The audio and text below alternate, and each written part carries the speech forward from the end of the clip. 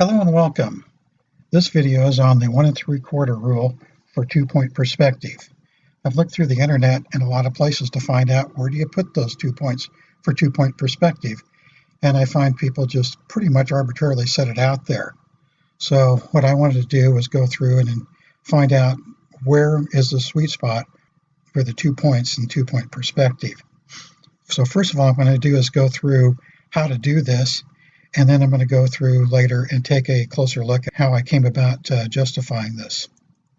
So first thing we do is we draw a thumbnail. The horizon line right here can either be higher or lower than the center. This right here is our center of vision. Normally that's where we're standing looking straight into this.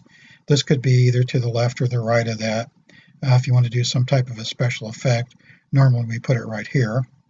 Here's our object that we want to draw. It's a rectangular box. And the reason we're doing this in the thumbnail is because in a thumbnail we can go through and measure the distance out to the perspective points and then scale it up to our canvas size. It's just easier to draw it out this way. Second thing we do is determine our cone of vision, which is basically the area where we want the items being drawn undistorted.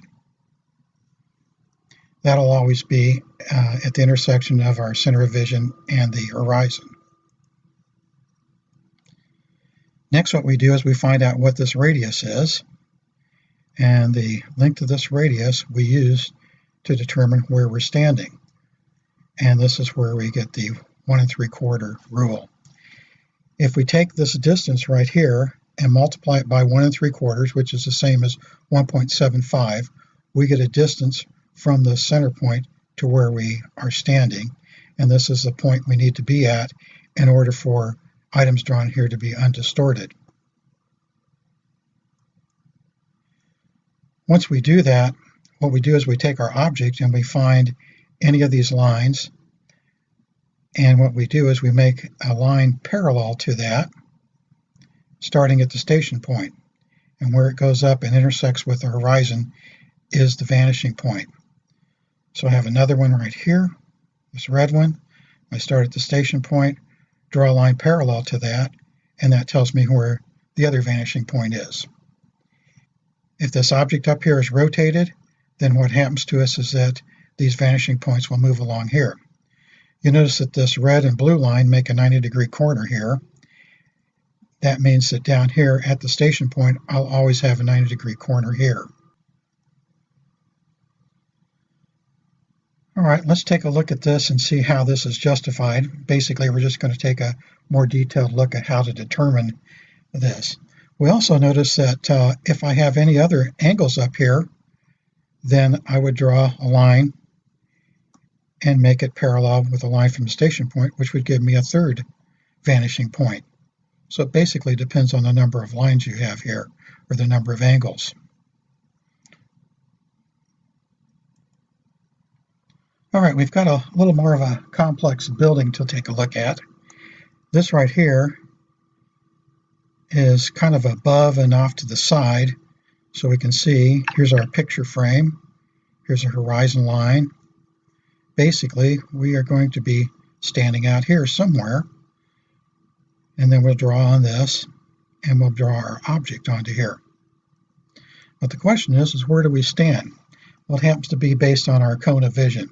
And it's pretty well agreed that coming from you, a 60-degree angle spun into a cone is basically where you see undistorted view. So that being the case, if we were here, our cone of vision would be like this, and we'd have a undistorted area in here. However, if we back up a little bit, we still stay at 60 degrees in here, but you notice that our cone of vision is larger. So what we're doing is over here in this view, we are basically looking straight into here, into this. This right here is a helicopter view, which is looking straight down from the top. So we will be somewhere over in here. This is the building here. Here's what we're looking at here. This is the roof line, and here's the roof line up in here. Our horizon is going to go through here. basically an artificial horizon, and here's our picture frame. All right, let's just move over to where we're just looking at the helicopter view and the straight in. I've got two examples here, and one of them are cone of visions here, which means we're standing further away from our picture plane.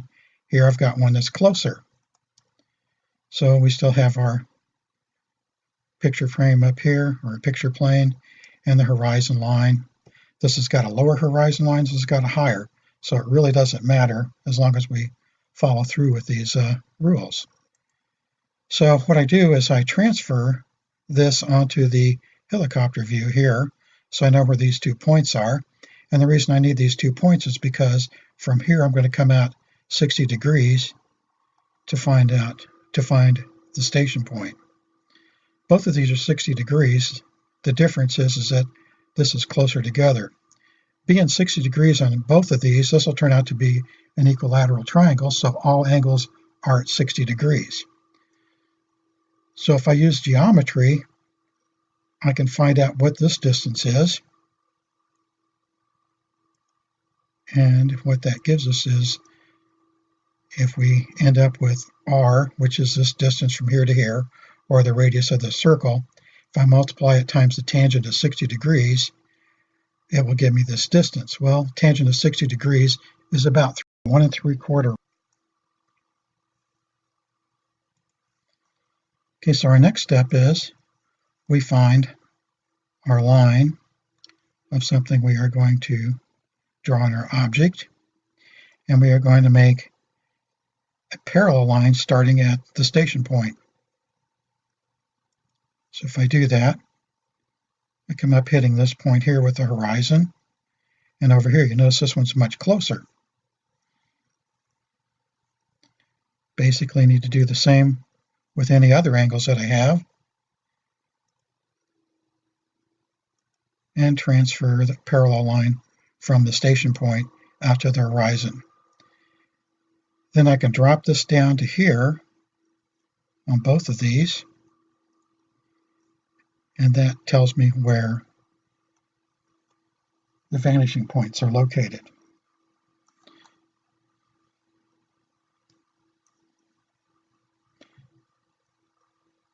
So if we go over and take a look at what we did in the beginning, we can see a very quick and easy way of finding these.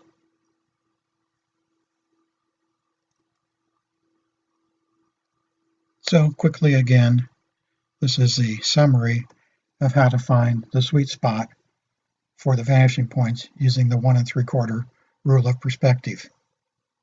Thank you, and I hope this helps you out with your drawings.